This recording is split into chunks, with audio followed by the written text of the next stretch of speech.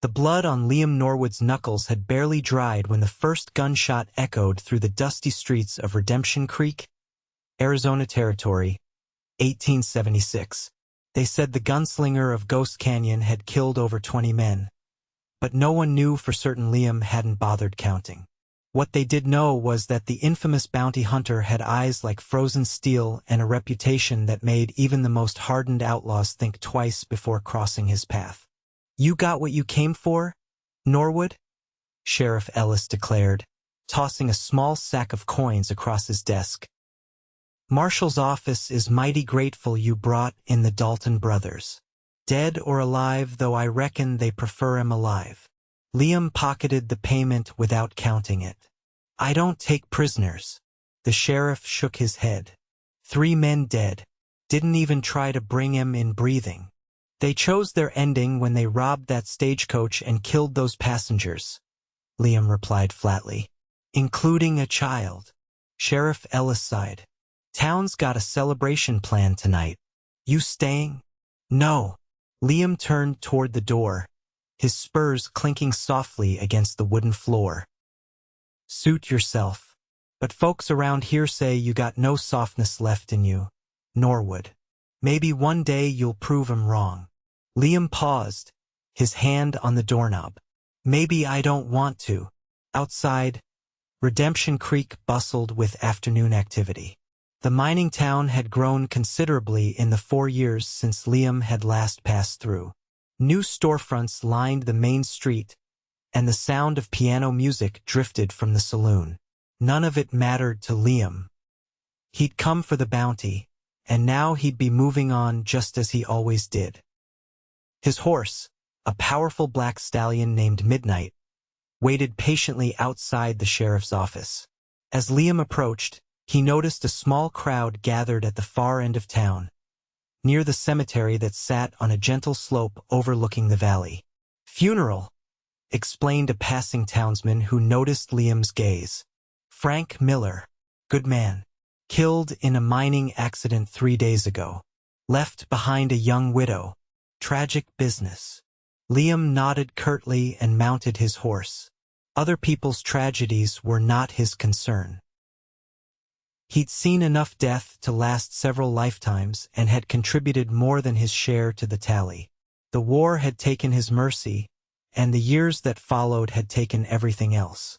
He steered Midnight toward the general store. He needed supplies before heading north, where another bounty awaited. The wanted poster in his saddlebag promised $500 for a man who'd murdered 2 bank tellers in Colorado Territory. Inside the store, Liam gathered what he needed: coffee, beans, bacon, ammunition. The shopkeeper, a balding man with spectacles perched on his nose, watched him nervously. "Will that be all, Mr. Norwood?" "Whiskey," Liam added. 2 bottles. The shopkeeper nodded and placed the bottles on the counter. "That'll be $4.75. As Liam counted out the money, the bell above the door jingled. A woman entered, dressed in black from head to toe, her face partially obscured by a dark veil. Even through the morning attire, Liam could see she carried herself with dignity, her back straight despite the obvious weariness in her movements. "Mrs. Miller," the shopkeeper said, his voice softening. "My condolences again. What can I help you with today?" "Just some coffee and sugar, Mr. Daniels," she replied, her voice steady but tinged with exhaustion. "And perhaps some of that lavender soap if you still have it." Of course, of course." Liam stepped aside to let her approach the counter. As she moved past him, she stumbled slightly, and without thinking, he reached out to steady her arm. "Thank you," she said, looking up at him. For the briefest moment, their eyes met. Hers were a deep green, rimmed with redness from recent tears, but still striking against her pale skin. Liam released her arm immediately and nodded, uncomfortable with the interaction. The shopkeeper finished packing Liam's supplies. "There you go, Mr. Norwood. Safe travels." Liam gathered his purchases and headed for the door, eager to leave the small, confined space. "You're the bounty hunter," the woman called after him, her statement rather than a question. Liam stopped, turning slightly. "Yes, madam. They say you're very good at what you do." "I am." She nodded, seeming to consider something. "I wonder what makes a man choose such a path." The shopkeeper cleared his throat nervously. "Mrs. Miller, I've got that soap right here." "Sometimes," Liam said, surprising himself by responding, "the path chooses the man." He tipped his hat slightly and stepped outside into the harsh sunlight, unsettled by the brief exchange. Something about the widow's direct gaze had pierced through his usual armor of indifference. It was uncomfortable and precisely why he avoided lingering in towns after collecting his bounties. Liam secured his supplies to midnight saddle. He should leave now, make a few miles before nightfall. The sooner he put Redemption Creek behind him, the better. Yet, as he mounted his horse, his eyes drifted once again to the cemetery on the hill. The funeral crowd had dispersed, but a solitary figure in black remained, standing beside a fresh grave. "Not your concern," he muttered to himself, turning midnight toward the north road. But after a few paces, the horse stopped, as if sensing his rider's hesitation. Liam cursed under his breath. After a long moment, he turned his horse around and headed toward the cemetery. The afternoon sun beat down mercilessly as Liam approached the wrought iron gates of the cemetery. He dismounted, leaving Midnight to graze on the sparse grass nearby. He wasn't sure why he'd come. He'd attended more funerals than he cared to remember during the war, and he'd sworn never to visit another grave if he could help it. The widow Mrs. Miller stood motionless before a simple wooden cross. Fresh dirt formed a mound before her, adorned with a few wildflowers. She didn't turn as Liam approached, though she must have heard his footsteps. "You're still here," she said, her eyes fixed on the grave. "Appears so," Liam replied, stopping a respectful distance away. "Are you religious, Mr. Norwood?" The question caught him off guard. "No, madam. Not anymore." She nodded. "Neither am I. Not since. Well," she gestured vaguely at the grave, "they tell me I should pray for Frank's soul. That he's in a better place." A bitter laugh escaped her. "A better place than with me, I suppose?" Liam remained silent, unsure why he was still standing there or what comfort he could possibly offer. "I'm Katherine," she said suddenly, turning to face him. "Katherine Miller. Though I suppose everyone's already told you that." "They have," Liam confirmed. Up close, he could see she was younger than he'd initially thought, perhaps in her mid-20s.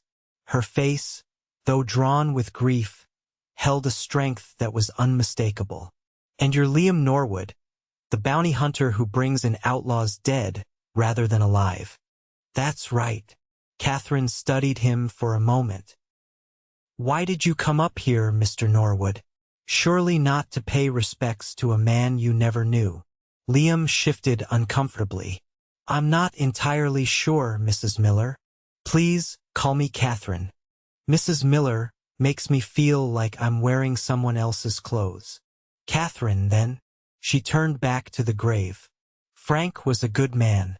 Not perfect, Lord knows he had his faults, but good. He didn't deserve to die in that mine." "Few people deserve their deaths," Liam said quietly. "Even the men you hunt? Some do." His voice hardened. "The ones who kill innocents. The ones who take pleasure in others' suffering." Katherine nodded slowly. "I thought I understood death. My parents passed when I was young. But this," she gestured at the grave, "this feels different. Like half of me is under that dirt." Liam remained silent, but he didn't leave. Something about her straightforward manner kept him rooted to the spot. "Do you know what's strange?" she continued. "Everyone in town keeps bringing me food, as if stew and bread will somehow fill the emptiness. And they speak in these hushed voices, like I might shatter if they talk normally." She looked at him directly. You don't do that. It's refreshing. I'm not good at pretending, Liam admitted. Neither am I. She sighed deeply. The truth is, I'm not just sad, Mr. Norwood. I'm angry and frightened. Frank left debts. The mine owner says our cabin belongs to the company. I have no family to return to. Her hands clenched at her sides. But I can't say any of that because it wouldn't be proper. The sun was beginning to dip toward the mountains, casting long shadows across the cemetery. It's getting late, Liam observed. You should head back to town. Katherine nodded. Yes, I suppose I should. She reached down and touched the cross gently. Goodbye, Frank, she whispered. As they walked together toward the cemetery gates, Katherine asked, Where will you go now, Mr. Norwood? North, Colorado Territory. Another bounty? Yes, she nodded. Well, safe travels. Liam helped her onto her small wagon, then mounted Midnight. They parted at the cemetery gates, Katherine heading back to town, Liam toward the north road. But as the distance between them grew, Liam found himself turning in his saddle to watch her wagon grow smaller in the distance. Something tugged at him, a feeling he couldn't name and didn't welcome. With a grunt of frustration, he turned Midnight back toward town. One night, he decided. He'd stay one night and continue north in the morning. The Redemption Creek Hotel was a simple 2-story building with clean, sparse rooms. Liam secured a room at the end of the hall, away from other guests. After stabling Midnight and retrieving one of his whiskey bottles, he sat on the edge of the bed and poured himself a generous measure. The widow's face kept appearing in his mind. Katherine Miller, her direct gaze, the barely contained grief and anger in her voice. Her situation wasn't unique. The West was filled with widows struggling to survive after losing their husbands to violence, disease, or accidents. It wasn't his problem. Tomorrow he'd ride out and forget Redemption Creek and its grieving widow. Yet, when morning came, Liam found himself walking to the cemetery again instead of taking the north road. He told himself he was just checking if she was there, one last curious glance before departing.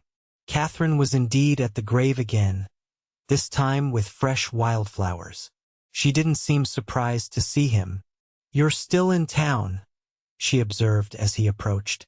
Heading out today, Liam replied. She nodded, arranging the flowers carefully on the mound.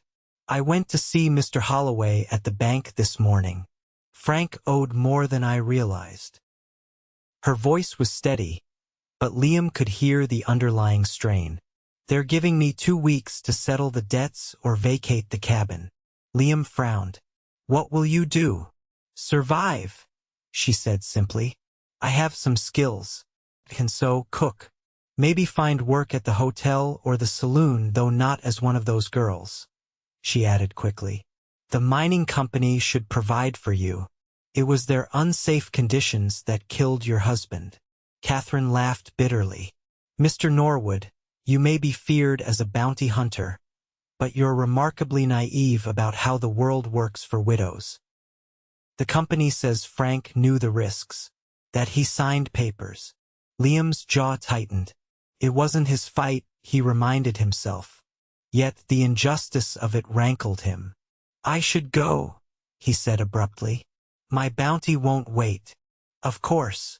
Katherine stood, brushing dirt from her skirt. Thank you for coming by again. It's strange, but talking to you is easier than talking to people who knew Frank. They expect a certain kind of grief, and I can't always provide it. Liam nodded, understanding more than he cared to admit. Goodbye, Mrs. Katherine. Goodbye, Mr. Norwood. As he turned to leave, she called after him. I hope you find what you're looking for, whatever that might be. The words followed him as he rode out of town, haunting him with each mile that stretched between him and Redemption Creek. By midday, when he stopped to water Midnight at a small creek, Liam found himself staring at the wanted poster he'd tucked into his saddlebag. Thomas Black Eye Jenkins, $500. The man had killed 2 bank tellers during a robbery gone wrong in Denver. The poster was 2 weeks old. Jenkins could be anywhere by now. Liam folded the paper and put it away. The bounty would wait another day or two. Before he could question his decision, he turned midnight around and headed back toward Redemption Creek. He didn't return directly to town. Instead, he rode to the mining company's main office, a substantial building situated near the largest mine entrance. Inside, he found a well-appointed room with a clerk busily scratching away at ledgers.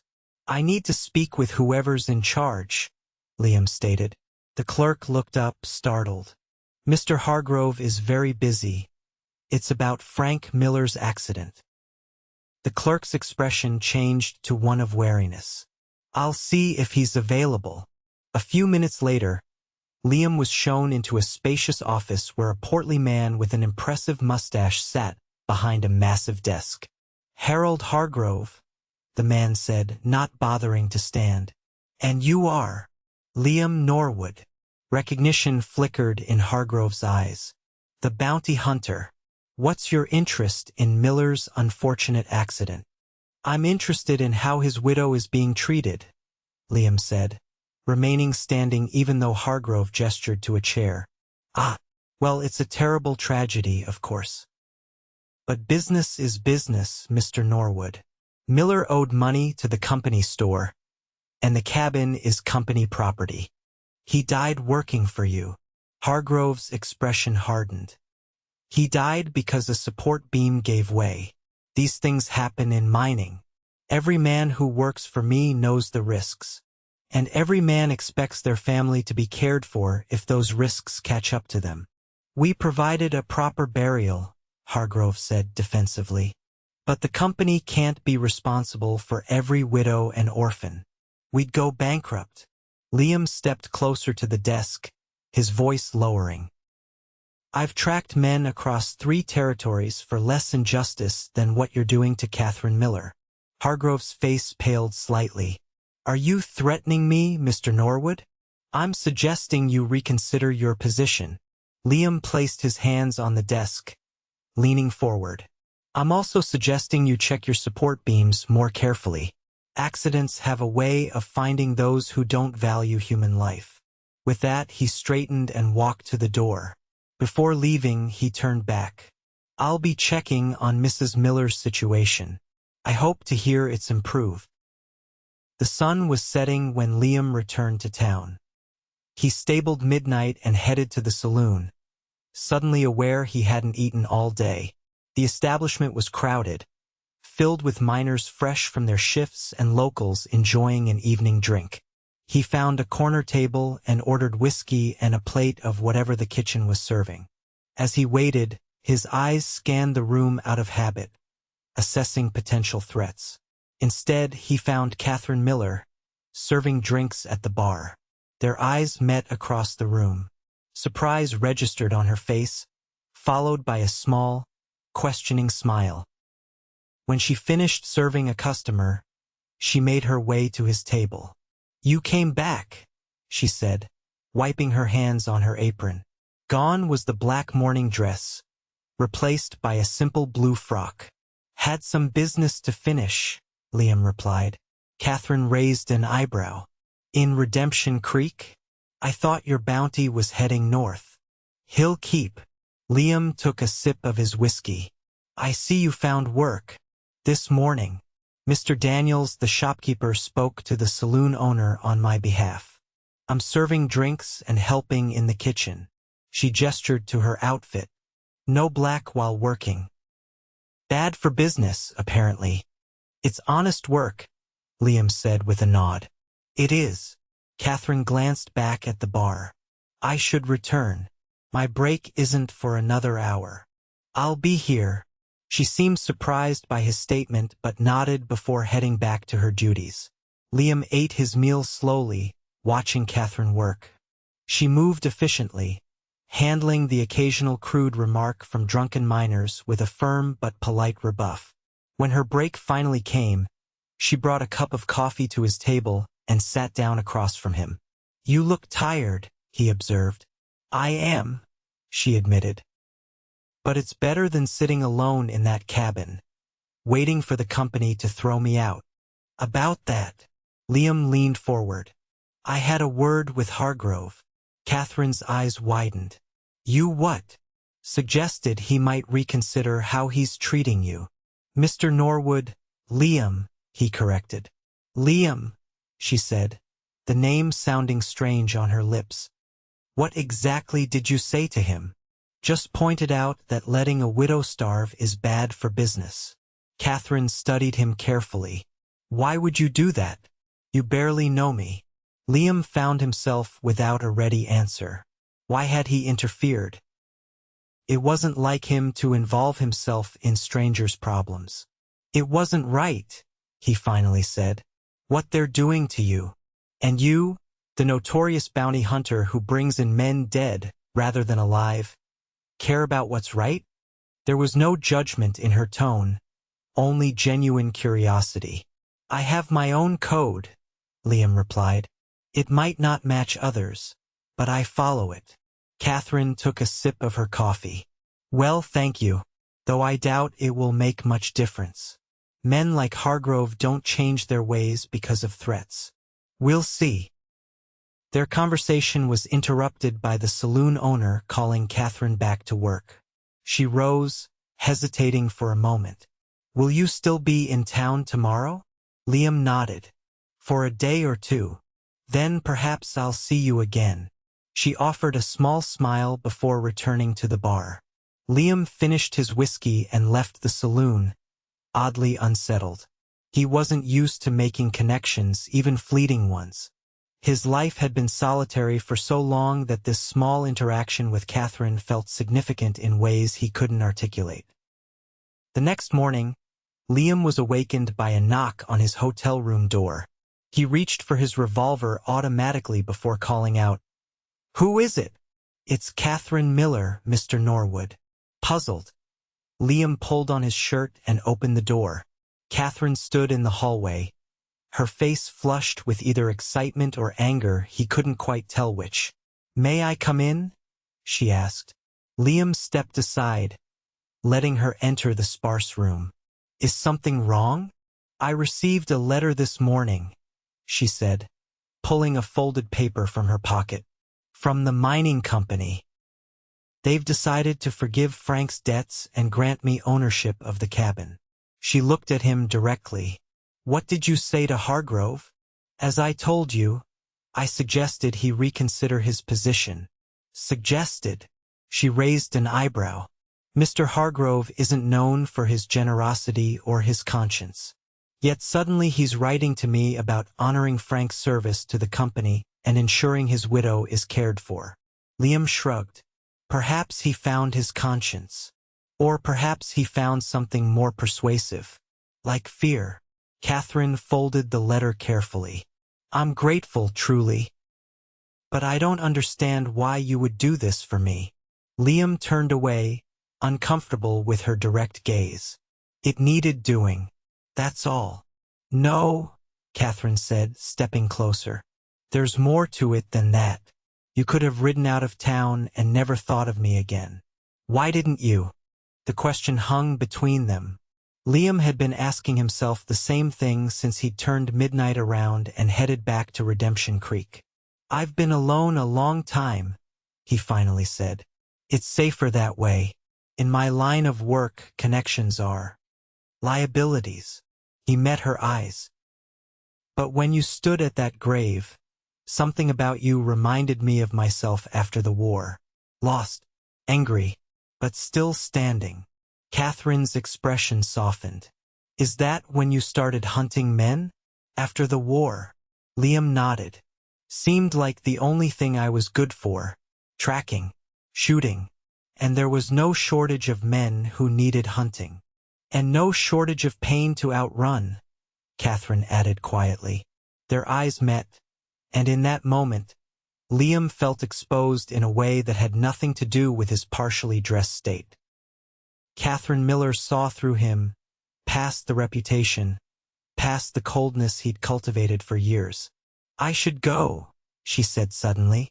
I have to be at the saloon by noon. Of course. Liam opened the door for her.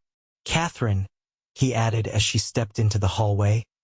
I'm glad about the cabin. She smiled, a genuine smile that transformed her face. So am I. Thank you, Liam. After she left, Liam sat on the edge of his bed, staring at the door. The right thing to do was clear-pack his things, collect midnight, and ride north after his bounty. Katherine Miller was no longer in dire straits. She had her cabin and a job. His unexpected intervention had served its purpose. Yet, as he gathered his few possessions, Liam found himself reluctant to leave. For the first time in years, something besides the next bounty held his interest. Or someone. The thought was unsettling. Attachments were dangerous in his line of work. They made a man vulnerable, gave his enemies leverage. Besides, what could he possibly offer a woman like Katherine? A life on the move, the constant threat of violence, the knowledge that any day could be his last? No, he decided. Better to leave now, before whatever fragile connection had formed between them grew stronger. He would ride out that afternoon, after one last visit to the cemetery. The graveyard was empty when Liam arrived, the summer sun high overhead. He stood before Frank Miller's grave, hat in hand, feeling somewhat foolish. He'd never known the man, yet here he was, paying respects. "Your wife is strong," he said aloud to the wooden cross. "She'll be all right." "I like to think so," came Katherine's voice from behind him. Liam turned, surprised. "I didn't hear you approach." "I've been told I move quietly." She stood beside him, looking down at the grave. "I didn't expect to find you here. I was saying goodbye. To Frank." A small smile played at her lips. "To Redemption Creek," Liam clarified. "I'm heading north this afternoon." Katherine's smile faded. "Oh, of course. Your bounty awaits." "It's what I do." "Is it all you do?" she asked, her eyes searching his. Liam looked away. "It's all I know how to do now." "I don't believe that."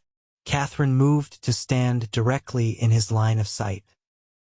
"The man who sat with me at this grave, who faced down Harold Hargrove on my behalf, he knows how to do more than hunt and kill." "Katherine, I'm not asking you to stay," she interrupted. "I barely know you, and what I do know suggests you'd be miserable settling in one place. But I am asking you to consider that there might be more to Liam Norwood than the reputation that precedes him." Her words struck him with unexpected force. When was the last time anyone had seen him as more than the fearsome bounty hunter? When had he last seen himself as anything else? "I need to go," he said gruffly. "The trail gets colder every day." Katherine nodded, disappointment clear in her eyes. "Then go. Chase your bounty. But remember you have a friend in Redemption Creek, should you ever pass this way again." Friend. The word sounded strange to Liam's ears. He'd had comrades during the war, partners on hunts in the years after, but friends? Those had fallen away long ago, casualties of his chosen path. "Thank you," he said, meaning it, "for understanding." "I understand more than you think," Katherine replied. "Grief changes a person, makes them build walls. I've constructed a few myself these past days." She glanced at her husband's grave. "But walls that keep others out also keep us in. Remember that, Liam Norwood." With that, she turned and walked away, leaving Liam alone with his thoughts and a decision that suddenly seemed far more significant than it had that morning. The Colorado Territory bounty could wait a few more days, he decided. Perhaps there was no harm in staying in Redemption Creek a little longer, just to ensure Katherine Miller was truly settled in her new circumstances. Just a few more days, he told himself as he followed her path back toward town. Nothing more. Those few days stretched into a week, then two. Liam found reasons to remain in Redemption Creek, a loose horseshoe that needed repair, rumors of bandits that required investigation, a sudden rainstorm that made travel inadvisable, flimsy excuses that didn't fool anyone, least of all himself. Each evening, he would visit the saloon where Katherine worked, sitting at his corner table and nursing a whiskey while she served drinks. When her break came, she would join him, and they would talk tentatively at first, then with growing ease. He learned that she had come west from Pennsylvania with Frank 3 years earlier, seeking opportunity in the booming mining towns. That she had lost a baby the previous winter and had been hoping to try again soon. That despite her grief, she had a quick wit and a laugh that turned heads throughout the saloon. In turn, he found himself sharing pieces of himself he'd kept buried for years. His childhood on a small farm in Tennessee. The horrors he'd witnessed during the war. The first bounty he'd claimed a deserter who'd murdered a family while fleeing east. "Have you ever thought of doing something else?" Katherine asked one evening as they sat on the porch of her small cabin. She had invited him for dinner, a simple meal of beans and cornbread that somehow tasted better than anything he'd eaten in years. "Like what?" Liam asked, sipping the coffee she'd made. "I don't know. Ranching, maybe, or working as a lawman somewhere." Liam shook his head. "I'm not cut out for staying in one place." "So you say," Katherine replied with a small smile. "Yet here you are, 2 weeks later." "Here I am," he agreed quietly. The air between them changed, charged with something neither had acknowledged aloud. Katherine's eyes held his, a question in their green depths that Liam wasn't sure he could answer. "It's getting late," he said, standing abruptly. "I should go." Disappointment flickered across her face, but she nodded. "Of course." At the edge of her porch, Liam paused. "Katherine, I don't know how to be anything other than what I am." "I'm not asking you to be anything else," she said softly. "I'm just suggesting there might be more to you than you've allowed yourself to become." Her words followed him back to the hotel, echoing in his mind as he lay awake, staring at the ceiling. What was he doing in Redemption Creek? Playing at being a normal man, sitting on porches and eating home-cooked meals? Couldn't last. Eventually, the restlessness would return, the need to move on, to hunt. It always did. Yet, for the first time in years, Liam found himself imagining a different path. One where he didn't ride away alone, always chasing the next bounty. One where perhaps he had someone to return to. The next morning, Liam rose early and headed to the cemetery.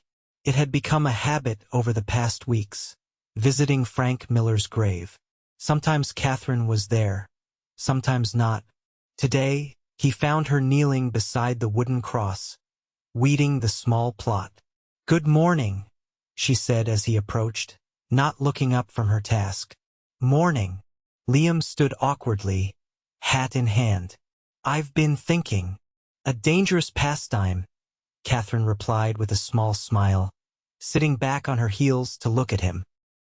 "I'm leaving tomorrow," he said, the words coming out more abruptly than he'd intended. Katherine's smile faded. "I see. There's a bounty in Colorado that can't wait any longer." "Of course." She turned back to her weeding, her movements more forceful than necessary. "Well, safe travels, Mr. Norwood." The formality stung. "Katherine, you don't owe me an explanation," she interrupted. "You made it clear from the beginning that you'd be moving on." "I knew that." Liam took a deep breath. "What I'm trying to say is that I'd like to come back. After." Katherine's hands stilled. "Back?" "To Redemption Creek.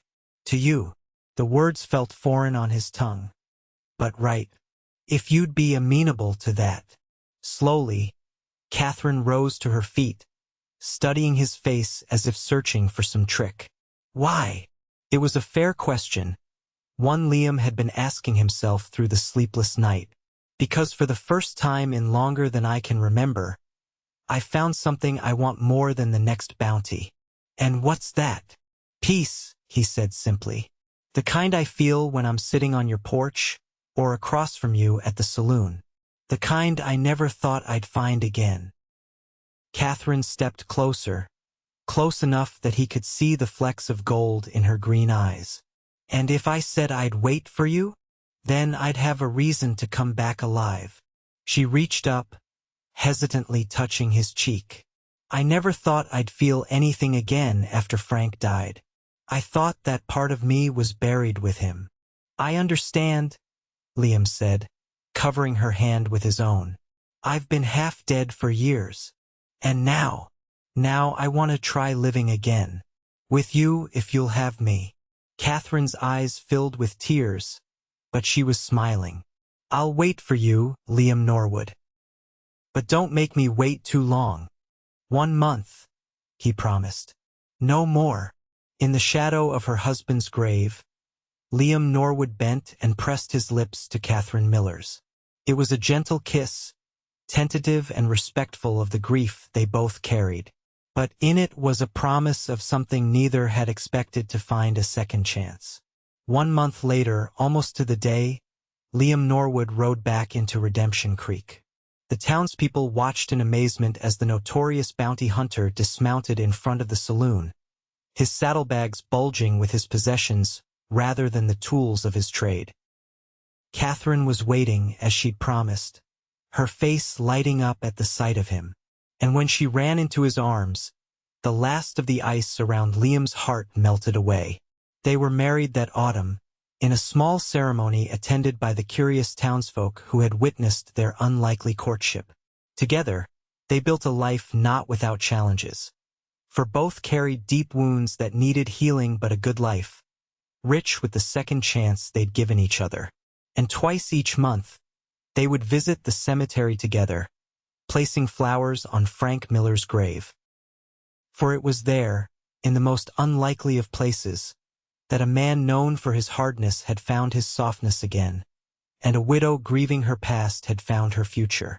In time, Redemption Creek forgot that Liam Norwood had once been the fearsome bounty hunter who brought men in dead rather than alive. Instead, they knew him as the blacksmith with the gentle hands, the devoted husband, and eventually, the doting father to the 2 daughters who would inherit their mother's green eyes and their father's quiet strength. And when asked how he'd come to settle in their town, Liam would simply say, "I found something here worth staying for." Then his eyes would find Katherine's across the room, and the love between them would tell the rest of the story.